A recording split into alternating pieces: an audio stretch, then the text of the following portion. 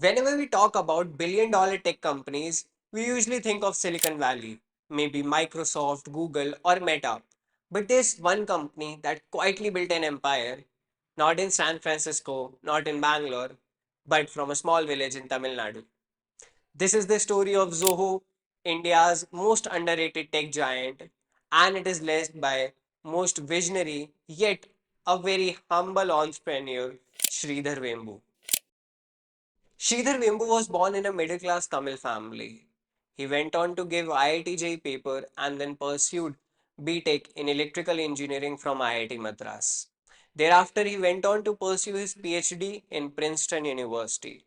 And as the talented and the genius engineers who were working in 90s, he also started working in US in Qualcomm as a wireless engineer. But soon he realized that Indians are building the technology for Americans and not for us. So in 1996, he decided to change it. In 1996, along with his brothers Kumar and Sekhar, Sridhar started a company called Advent, and the goal was simple to provide network management tool for telecom companies. Well, in the beginning, this was very small but a very profitable venture, and it started in New Jersey, US.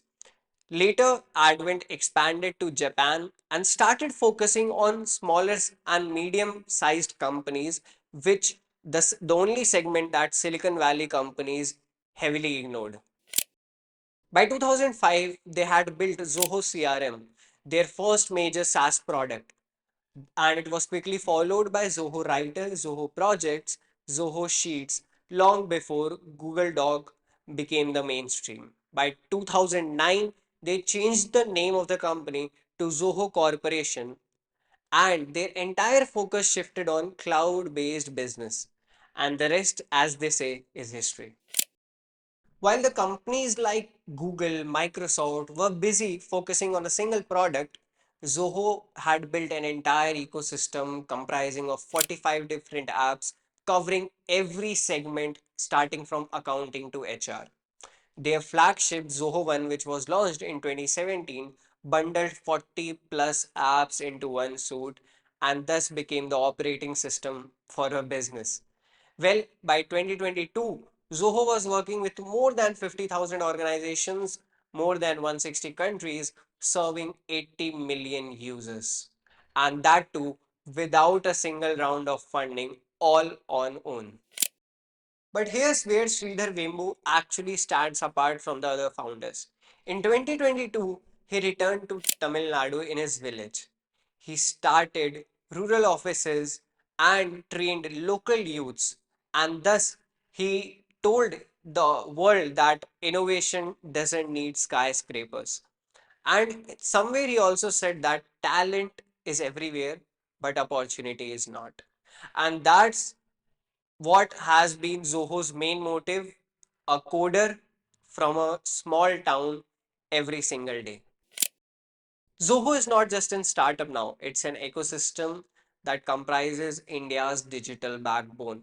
From CRMs to cloud hosting, Zoho offers solutions to startups and MSMEs that actually can't afford Salesforce or Google. In 2023, they even partnered with Payoneer and Startup South to empower the capabilities and raise the new entrepreneurs in the country. But here's why we are here and making this video on Zoho, because Zoho is in the headlines because of an app launched in 2021, Arattai, which was their answer to the WhatsApp when India was actually worried about the privacy issues with the WhatsApp. And now in September 2025, Arattai has suddenly saw a huge rise in the number of downloads, exactly rising from 3,000 user signups to 3,50,000 user signups. Well, it topped India's app charts as well and has been truly promoted as a made in India alternative. Though there are some minor differences between WhatsApp and Arattai, not minor, there are major differences as well. Like in WhatsApp, the end to end encryption works for audio calls, video calls, and the messages, while in Arattai, it's currently only for audio calls and the video calls. So please go use Arate and tell me in the comment section how do you like it.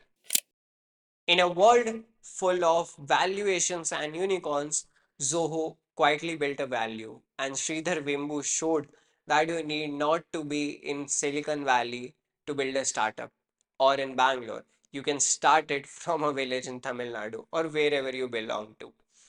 Zoho now is not just a company, it's a sign of rural empowerment, self reliance, and more importantly, the Atmanirbhar Bharat spirit. Now, whenever you think about global tech power, don't look west, look at home at companies like Zoho.